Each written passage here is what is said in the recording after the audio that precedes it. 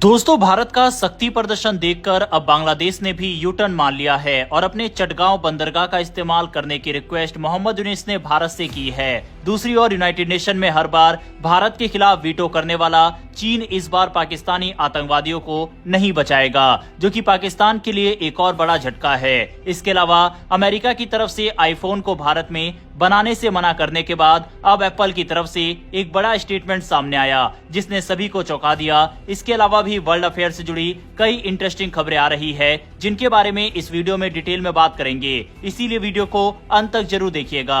दरअसल दोस्तों, जिस बांग्लादेश की तरफ से ये बात कही जा रही थी कि अगर पाकिस्तान पर भारत हमला करता है तो हम भारत के 7 सिस्टर स्टेट्स पर हमला करके उसे बांग्लादेश में मिला लेंगे, लेकिन जो हस्र भारत ने पिछले कुछ दिनों में पाकिस्तान का किया और वहां के 11 एयरबेस को बुरी तरह से नष्ट किया, जिसमें पाकिस्तान की 20% एयरफोर्स की ताकत खत्म हो गई। इसके बाद भी भारत द्वारा तुर्की, चीन और अजरबैजान के खिलाफ एक के बाद एक बड़े एक्शन लिए जा रहे हैं। ये सब देखकर अब बांग्लादेश भी घुटनों पर आ गया है। स्क्रीन पर आप आर्टिकल देख सकते हैं। बांग्लादेश की अंतरिम सरकार के मुखिया मोहम्मद यूनिस की तरफ से भारत से ये गुहार लगाई गई है कि हमारे चटगांव बंदरगाह का इस्तेमाल आप कीजिए। ये वही मोहम्मद यूनिस है जो कि चीन के अंदर जाकर खुद को समंदर का रक्षक बता रहे थे, लेकिन अचानक से बांग्लादेश इतना कैसे बदल गया, चलिए इसको समझते हैं। दरअसल भारत ने एक तरफ पाकिस्तान को सबक सिखाया और दूसरी तरफ चिकन नेक एरिया के पास एक बड़ा युद्ध अभ्यास किया,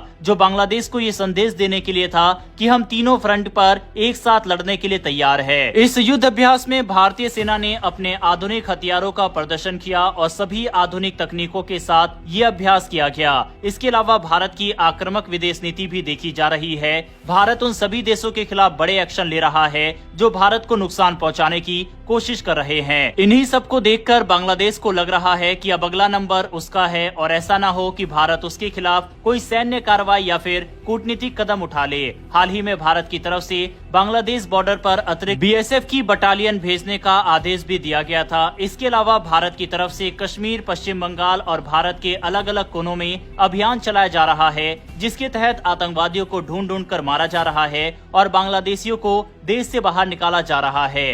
भारत की सख्त कार्रवाई और विदेश नीति को देखकर मोहम्मद यूनिस ने कहा है कि हम चाहते हैं कि भारत हमारे चटगांव बंदरगाह का ज्यादा से ज्यादा इस्तेमाल करे। चटगांव बंदरगाह को बांग्लादेश की अर्थव्यवस्था का दिल बताते हुए यूनिस ने भारत के पूर्वोत्तर राज्यों और नेपाल से इसका इस्तेमाल करने का आग्रह किया है।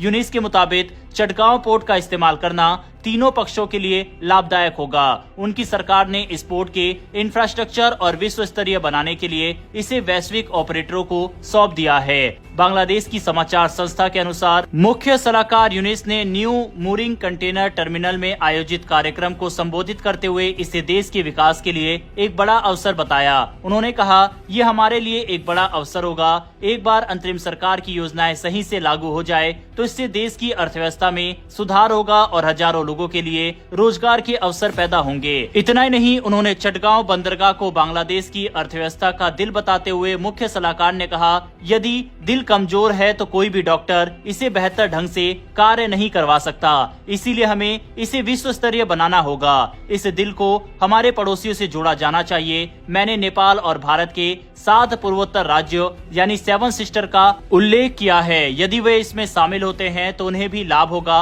और हमें भी। साफ है कि भारत के शक्ति प्रदर्शन के बाद अब बांग्लादेश का रुख भी बदला बदला दिखाई दे रहा है। बहरहाल बांग्लादेश से आई इस खबर के ऊपर अपनी राय कमेंट बॉक्स में लिखकर जरूर बताइएगा। बढ़ते हमारी अगली खबर की तरफ। पाकिस्तान के रिटायर्ड एयर मार्शल की तरफ से अब ये बात कंफर्म की गई है कि भारत ने जो भुलारी एयरबेस पर हमला किया था उसमें इस एयरबेस को भारी नुकसान हुआ है। इसके अलावा साब का अवेक्स भी भारत के इस हमले में नष्ट हुआ है।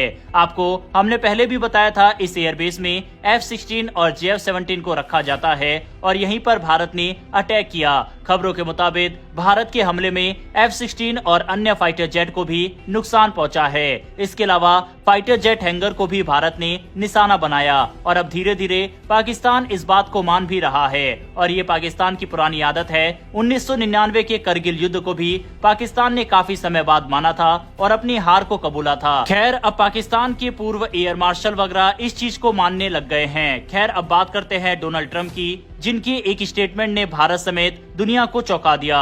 उन्होंने हाल ही में पब्लिकली एक बात कही कि भारत में एप्पल यानी आईफोन का निर्माण न किया जाए। Tim, I said, Tim, look, we've treated you really good. We put up with all the plants that you built in China for years. Now you got to build us. We're not interested in you building in India. यह statement दिखाता है कि भारत और America के बीच सब कुछ ठीक नहीं चल रहा। यानी जब भारत और पाकिस्तान के बीच तनाव हुआ था, उसमें भारत ने अमेरिका की नहीं सुनी और उम्मीद से ज्यादा बड़ा एक्शन पाकिस्तान पर लिया।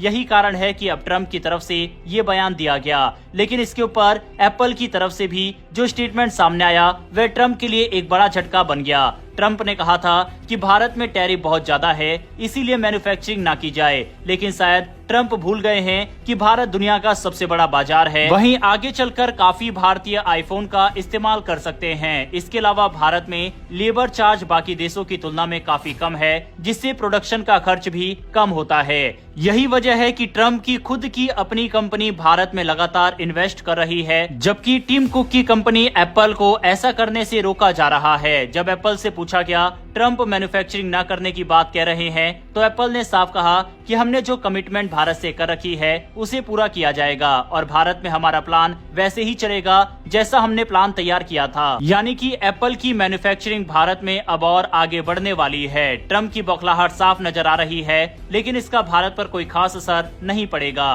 बढ़ते हमारी आज की अंतिम खबर की तरफ, जो कि यूनाइटेड नेशन से निकलकर सामने आ रही है। दरअसल पहलगाम हमले की जिम्मेदारी द रेजिस्टेंस फ्रंट यानी टीआरएफ ने ली थी, जो लश्कर ए तैयबा का ही एक नया चेहरा है। अब इस संगठन को यूनाइटेड नेशन में आतंकवादी संगठन घोषित करवाने के लिए भारत ने जोरदार अभियान शुरू कर दिया है। भारत ने यूएन को कई सारे सबूत सौंपे हैं और ये भी बताया है कि इस संगठन का हाथ सीधे इस हमले से जुड़ा है। भारत जल्द ही टीआरएफ को आतंकवादी संगठन घोषित करवाने में सफल हो सकता है। इसके बाद एक बार फिर पाकिस्तान यूनाइटेड नेशन और दुनिया के सामने एक्सपोज हो जाएगा।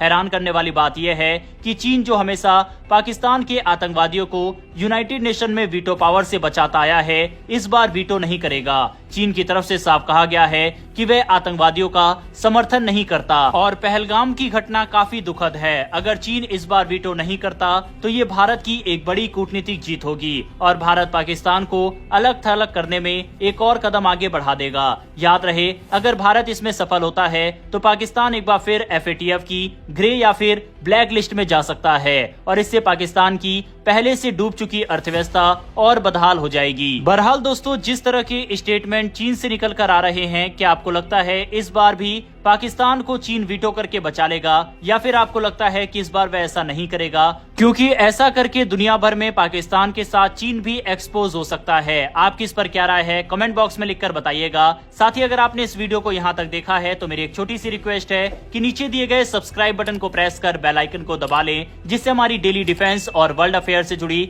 ऐसी वीडियो आप तक सबसे पहले पहुंच सके। फिर मिलेंगे ऐसी एक नई वीडियो के साथ। धन्यवाद। जय हिंद, जय भारत।